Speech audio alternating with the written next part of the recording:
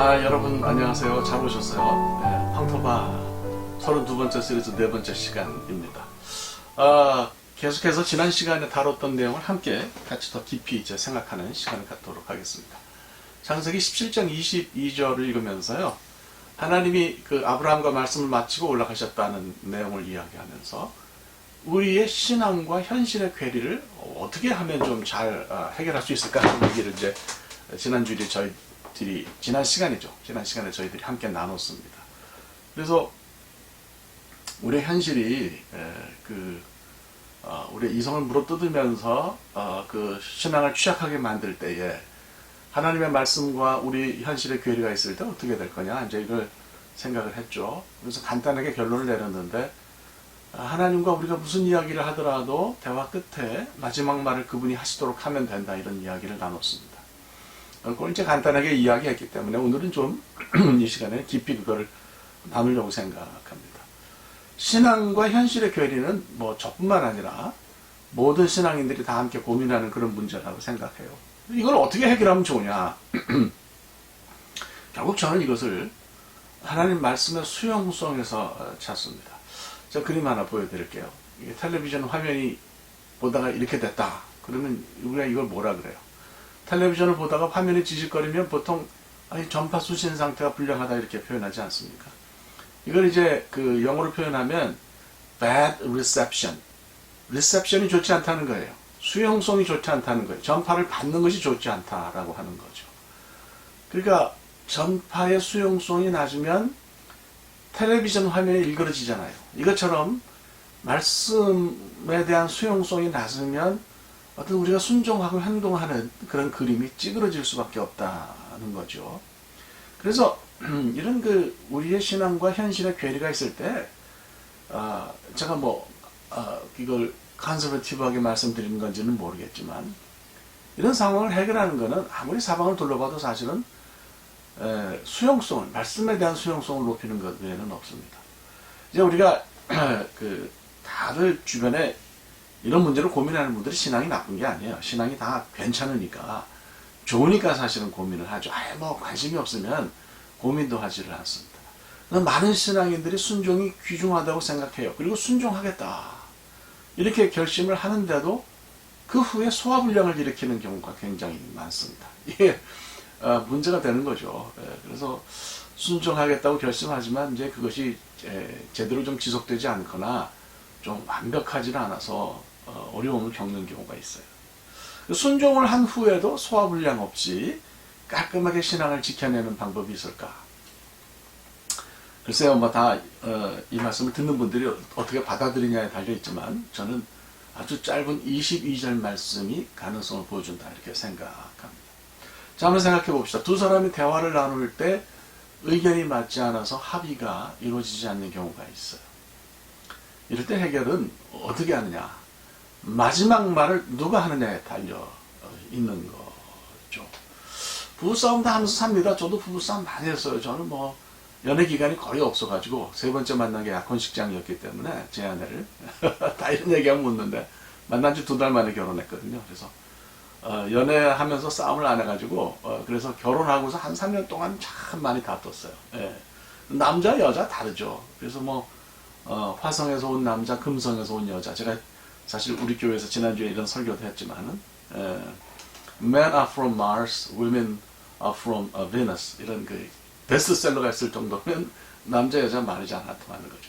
그래서 부부싸움을 하면 이게 일어나면 잘 쉽게 끝나지를 않습니다. 그 이유가 뭐냐? 제가 볼 때는 양쪽이 서로 마지막 말을 하려고 하기 때문이에요.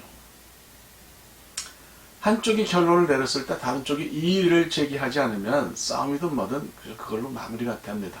저도 이제 나이가 들면서 밥을 우리 집사람한테 계속 얻어 먹어야 되잖아요. 말씀하시면 그냥 잘 듣습니다. 그러면 사실 싸움이 길지는 않습니다. 맞습니다. 그리고 그냥 고개를 끄덕이면 되는 거예요. 그런데 이제 이게 이렇게 되진 않고 서로 마지막 말을 하려고 하면 이게 싸움이나 논쟁이 쉽게 끝나지를 않습니다.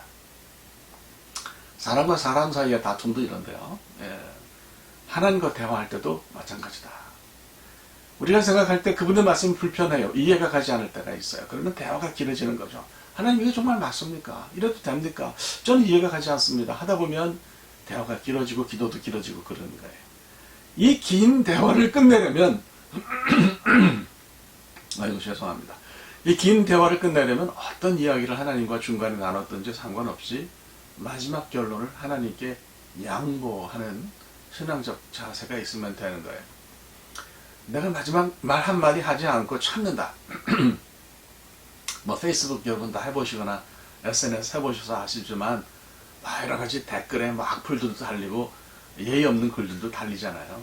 예, 그럴 때 마지막 한마디 참는 거는 안 하는 거는 사실 어떻게 보면 그 사람의 인격을 보여주는 거죠. 괜찮은 거죠. 예, 그렇기도 하거니와 우리가 대화할 때 마지막 한마디를 참는 거는 내 이해를 넘어서서 상대방의 의사를 수용한다는 것을 뜻하는 거예요. 오해는 하지 마세요. 단지 이게 그 페이스북 경우에 이런 경우가 많은데 혹은 뭐 인스타그램이나 뭐 SNS에 이런 경우가 많은데 말하다가 그래 너 잘났다. 더러워서 입을 다물고 내가 참고 말지. 이게 우리 일상생활에서 이런 일이 가능한데 하나님과 대화할 때는 이래서는 안 된다는 얘기입니다. 하나님과 말씀을 나누면서 여러 가지 이야기를 할 수 있어요. 대화 자체는 저는 솔직히 해야 된다고 봅니다. 뭐 우리가 심정을 감추려고 해도 하나님께 우리 심정을 감출 수가 없잖아요. 불가능해요. 아브라함은요 하나님과 말씀을 나누면서 중간에 웃기까지 했어요. 말씀드린 것처럼 웃음이 그렇게 좋은 웃음이 아니었는데 웃기까지 했고요. 한술 더 떠서 뭐 이스마엘로 충분합니다. 그렇게까지 했잖아요.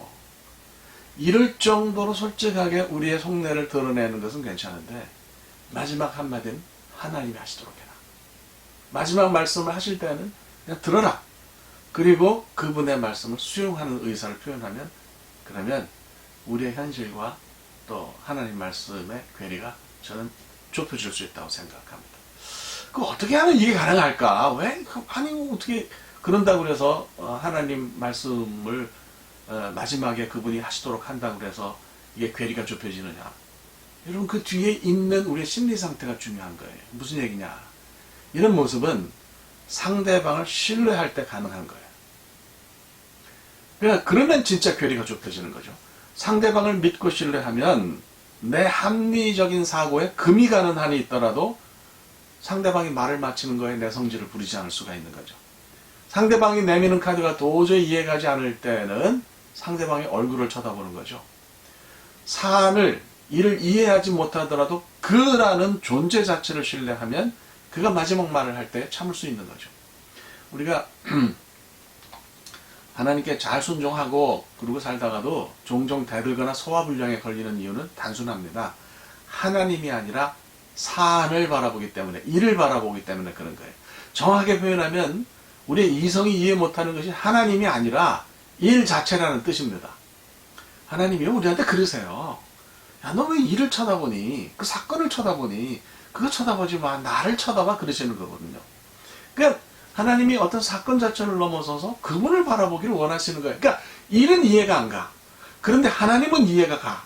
그러면 괜찮다는 거예요. 그러면 그분이 마지막 말씀을 하실 때 그걸 들을 수 있다라고 하는 거죠. 그러니까 하나님을 신뢰하면 뭐 이해하지 못하는 일이 벌어져도 그것 때문에 고민 안 하는 거예요. 여러분 우리가 친구하고도 대화하다가 친구가 가끔 이상한 소리를 합니다.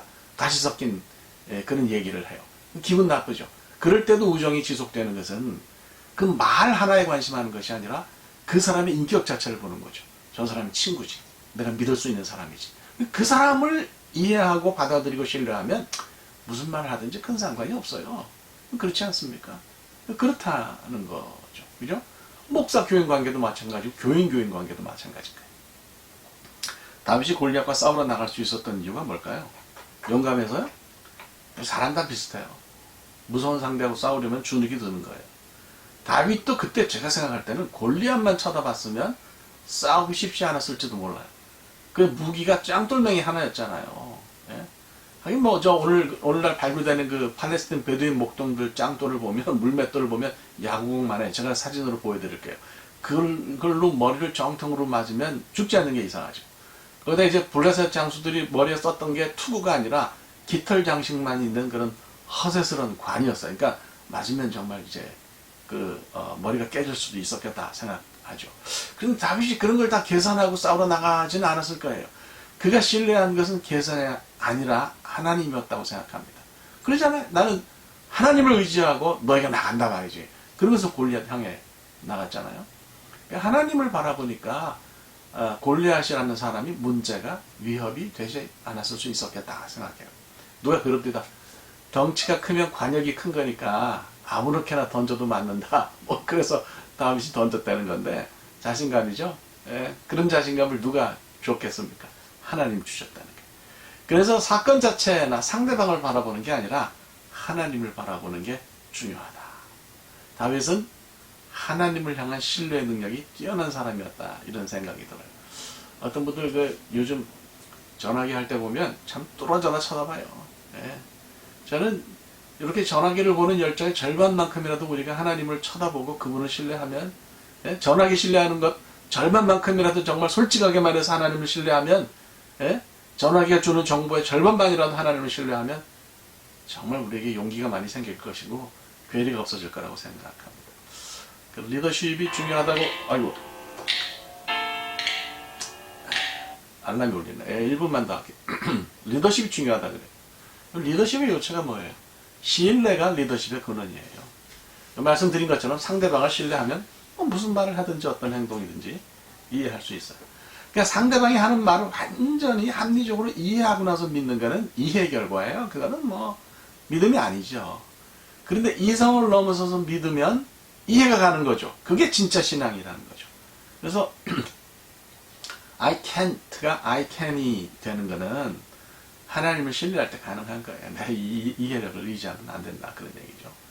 그래서 초대교회 교부들은 교리를 이야기하면서 이해해서 믿음에 이르는 것이 아니라 믿어서 이해에 이른다는 유명한 말을 남겼습니다.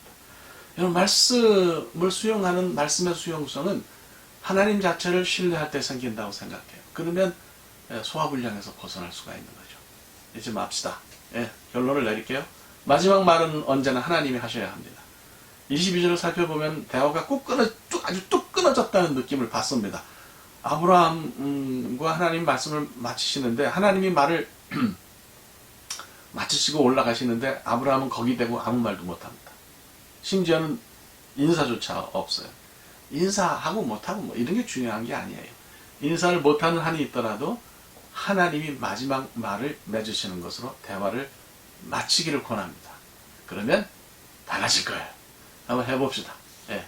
오늘 여기까지 정리하겠고요. 다음 시간은 웃음에 관해서 함께 생각하도록 하겠습니다. 네, 감사합니다. 고맙습니다.